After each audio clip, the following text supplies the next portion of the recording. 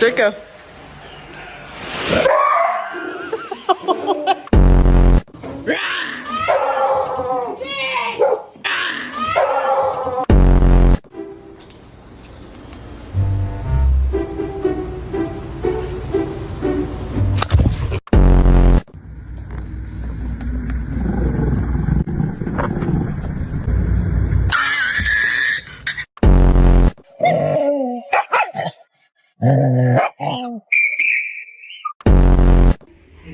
You said you never squeezed me or anything like that.